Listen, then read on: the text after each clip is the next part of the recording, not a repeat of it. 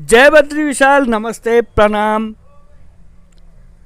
आज हम आपको भगवान बद्री विशाल के धाम से बाबा बद्री विशाल की यात्रा के दर्शन करा रहे हैं। मानसून का दौर अब खत्म हो चुका है। कभी कभी बारिश होती है, एकदम ठंड बढ़ जाती है। चोटियों पर बर्फबारी का दौर देखने को मिल रहा है और बद्रीनाथ धाम की जो रौनक है वो एक बार फिर से लौट आई है। एक दिन के 7 से 8 हज़ार श्रद्धालु अभी पहुंचने शुरू हो गए हैं। धीरे धीरे ये संख्या अब धीरे धीरे बढ़ती जाएगी। हर तरफ अब एक बार फिर से चारधाम यात्रा का उत्साह दिखाई दे रहा है। बद्रीनाथ धाम में हर तरफ श्रद्धालु ठंड के बीच भी भगवान बद्री विशाल के दर्शनों के लिए पहुंचने शुरू हो गए हैं। और ये देखिए, ये 2 दिन पहले की तस्वीर है जब बारिश हुई, अचानक से ठंड हो गई, लेकिन श्रद्धालुओं की भीड़ अपने आप में देखते हुए बन रही थी। और अब मौसम जहां सुहाना हुआ है, मौसम साफ़ हो गया है, सड़क मार्ग बीच में बंद थे अब पूरी तरह से खोल दिए गए हैं। तो सबसे बड़ी बात है, अब रात को 10 बजे से 5 बजे सुबह तक रास्तों को बंद किया जा रहा है, ताकि जो रास्ते टूटे हुए थे, जहां पे भारी मलबा था, उन्हें चमोली जिला प्रशासन के द्वारा हटाया जा रहा है। और ये देखिए, मंदिर के अंदर की तस्वीर, जो दर्शन करने वाले श्रद्धालुओं की भीड़ है, यहाँ पे हर कोई लाइन में लगा है बाबा बद्री विशाल के दर्शनों के लिए। और मौसम साफ़ हुआ तो बाज़ारों में गाड़ियों की लंबी कतार, जाम जैसी स्थिति थोड़ी बहुत देखने को मिल रही है। ये जाम बताता है कि अब यात्रा एक बार फिर से चल पड़ी है। अगर आ रहे हो, अब सबसे बेहतर समय है। नवंबर अंतिम तक भगवान बद्री विशाल के कपाट खुले रहते हैं। 15 नवंबर के बाद का दिन होता है जब कपाट बंद होते हैं। अभी दिन का पता नहीं है, दशहरे में पता चलेगा। जब दशहरा का दिन आएगा उस दिन कपाट बंद होने का मुहूर्त निकाला जाएगा।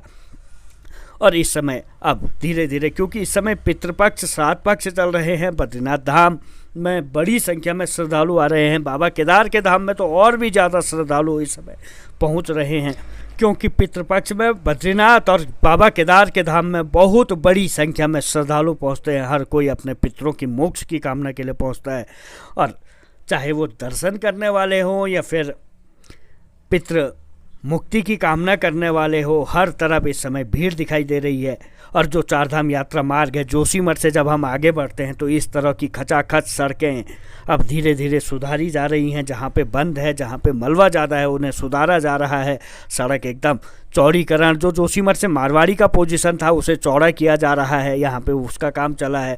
गाड़ियों की कोई आ रही हैं, कोई जा रही हैं। हर तरफ इस समय एक नया जो यात्रा का सैलाब है, उत्साह है, वो दिखाई देने लगा। क्योंकि मानसून का दौर एकदम यात्रा को ठप कर देता है। जब मानसून बीतता है उसके बाद एक नया उत्साह, एक नए दिन की तरह दिखाई देता है, जो अब दिखाई देने लगा है। सड़कों पे चलो तो एकदम गाड़ियों की कतार, हल्का जाम, जगह जगह रुकती गाड़ियाँ, क्योंकि यात्रा के दौरान ये सब होता है। ये देखिए, बड़े बड़े पत्थरों को काटकर जो ये सड़क पतली है जोशीमठ से मारवाड़ी तक, इन्हें भी अब चौड़ा किया जा रहा है। और अगले साल की जो यात्रा होगी वो शायद जोशीमठ से मारवाड़ी तक एकदम बहुत ही आसान होगी। और सफ़र इतना मस्त बनाती है ये सड़कें। आने वाले 2 से 4 दिनों में ये सड़कें बिल्कुल सटासट बहुत सुंदर हो जाएगी, क्योंकि मानसून का दौर बीत चुका है। और अब सड़कों को दुरुस्त करने का काम चमोली जिला प्रशासन के द्वारा किया जा रहा है। हर तरफ इस समय मशीनें लगाई गई हैं।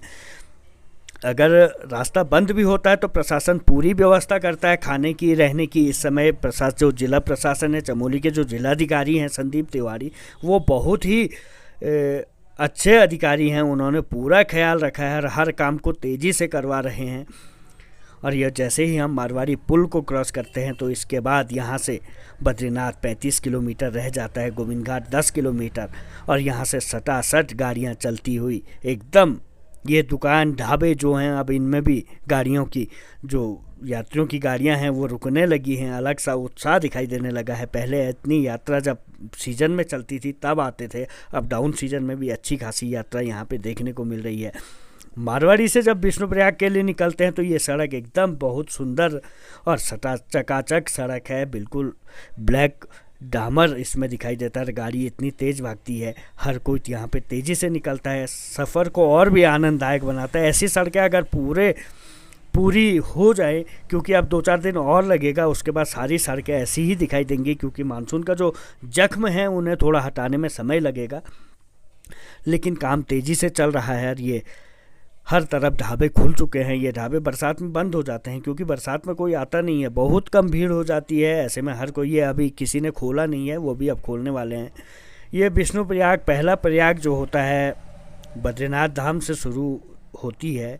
विष्णु प्रयाग पहला प्रयाग, यहाँ पे भी यात्रियों की भीड़ देखने को मिल रही है। हर कोई यहाँ पे रुक के अपने लिए गंगा जल ले जाता है और यहाँ से जैसे ही बद्रीनाथ पहुँचो तो बद्रीनाथ की रौनक शाम के समय, चाहे वो तप्त कुंड हो या आदि केदारेश्वर हो या फिर भगवान बद्री विशाल का मंदिर, हर तरफ उत्साह दिखाई दे रहा है। अगर आप लोग आना चाहते हैं, सबसे बेहतर समय अब शुरू हो चुका है कपाट बंद होने। हाँ, गर्म कपड़े अपने साथ ज़रूर लाएं क्योंकि अब सर्दी का दौर शुरू हो गया है। सुबह शाम टोपी, दस्ताने और गर्म कपड़ों के साथ ही बद्रीनाथ यात्रा पे आएँ। और थोड़ी सी अगर बारिश हो गई तो एकदम से ठंड बहुत ज़्यादा हो जाती है और हो सकता है बर्फ़बारी भी आपको देखने को मिले, क्योंकि रात और सुबह के समय मंदिर की अपनी आप में अद्भुत झलक देखने को मिलती है। लाइटों के बीच चमकता भगवान बद्री विशाल का मंदिर। और शाम के समय जो यात्री पहुँचते हैं, क्योंकि देहरादून, ऋषिकेश, हरिद्वार से जो यात्री पहुँचते हैं वो शाम के समय बद्रीनाथ पहुँचते हैं, तो शाम के समय थोड़ा सा भीड़ बढ़ जाती है। और ये भीड़ देखिए, ये शाम की भीड़ है क्योंकि ये लोग अभी अभी पहुंचते हैं, स्नान करते हैं तप्त कुंड में, उसके बाद मंदिर दर्शन के लिए आते हैं। और ऐसे में शाम के समय जो है सबसे ज़्यादा रस होता है मंदिर में। और मंदिर अपने आप में बहुत ही चमकदार, अपने आप में बेहद अद्भुत दिखाई देता है। यात्रियों की भीड़, लाइन लगी हुई, बाज़ारों में भीड़, हर तरफ सिर्फ यात्रियों की भीड़ इस समय है क्योंकि अब मानसून का दौर बीता है। यात्रा एक बार फिर से अपने उत्साह के साथ चल पड़ी है। ठंड भले ही बढ़ चुकी है, लेकिन रास्तों में या फिर कहीं भी देखें इस समय यात्रियों का अलग उत्साह दिखाई दे रहा है। और अब धीरे धीरे कपाट बंद होने की तरफ बढ़ेंगे। बाज़ारों में हर कोई अपने लिए बद्रीनाथ धाम की पहचान ले जाता हुआ बाज़ारों में भीड़ है। ठंड बढ़ गई है, हर कोई गर्म कपड़े पहने हुए दिखाई दे रहा है। अब नवंबर में कपाट बंद होंगे, उसके बाद फिर अगले साल खुलेंगे। लेकिन मानसून के बाद एक अलग उत्साह, जैसे कि कपाट खुलने के समय एक नया उत्साह रहता है कि इस बार कपाट खुल रहे हैं, वैसा ही उत्साह मानसून के बाद अब धीरे धीरे दिखाई देने लगा है। ठंड है, लोग जल्दी अपने घरों में जाते हैं, लेकिन बद्रीनाथ धाम में जो तप्त कुंड है वहाँ पे इस ठंड का भी पूरा, मतलब ठंड से निजात पाने का पूरा इंतजामात है क्योंकि तप्त कुंड में एकदम गर्म पानी निकलता है।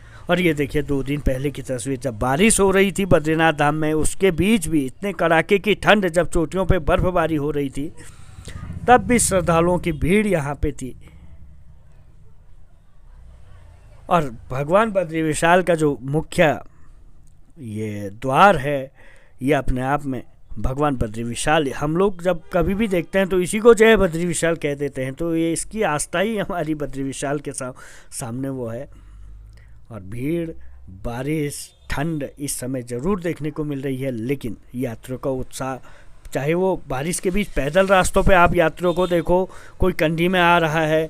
हेमकुंड साहिब के यात्री भी इस समय बद्रीनाथ धाम आ रहे हैं। हेमकुंड साहिब की यात्रा 10 अक्टूबर को बंद हो जाएगी, लेकिन बद्रीनाथ की जो है नवंबर 15 के बाद कपाट बंद होने की तिथि निकलेगी, तब पता चलेगा। बारिश के बीच भी, ठंड के बीच भी लोग छाता पकड़ के गर्म कपड़ों के साथ बद्रीनाथ मंदिर के दर्शनों के लिए पहुंच रहे हैं। बरसाती पहन के पहुंच रहे हैं क्योंकि ठंड हो जाती है, पानी एकदम शरीर पे लगता है तो भीग जाते हैं, इस कारण यहाँ पे बरसाती मिल जाती है। और हर तरफ एक बार फिर से रौनक लौट आई है। चाहे ये देखिए बद्रीनाथ धाम की जो चोटियाँ हैं बर्फ़ से सफ़ेद हो चुकी हैं, और अब जैसे जैसे यहाँ पे बारिश होती रहेगी वैसे वैसे ये चोटियाँ और बर्फ़ से लकदक होती रहेंगी। हालांकि इसके साथ ही ठंड यहाँ पे ज़बरदस्त देखने को मिलेगी, लेकिन बद्रीनाथ धाम तो वैसे ही ठंडा है, हर कोई यहाँ पे ठंड के हिसाब से ही आता है। पर जो आने वाले हैं उनके लिए मैं एक ही बात कहूँगा, रास्ते ठीक हो चुके हैं। हो सकता है कहीं पे आपको जाम से 2-4 होना पड़े, लेकिन जाम भी ज़्यादा देर नहीं रहेगा, 5 से 10 मिनट ज़्यादा से ज़्यादा। कहीं पे रास्ते बंद होते हैं तो उसे भी तुरंत खोल दिया जाता है। ऑप्शन जो दूसरे डाइवर्ट रूट होते हैं उन रूटों से यात्रा करवाई जाती है।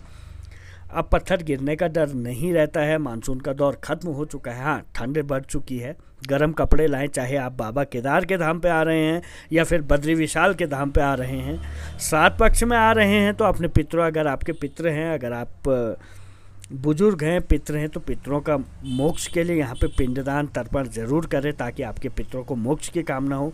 अगर युवा हैं तो भगवान बद्री विशाल के दर्शन जरूर करें, यहाँ का प्रसाद पाएं, भोग जरूर खाएं। और आने वाला समय जो होगा वो बद्रीनाथ धाम की कायाकल्प बदल देगा, नया बद्रीनाथ धाम देखने को मिलेगा। चलिए दोस्तों, जय बद्री विशाल, जय बाबा केदार।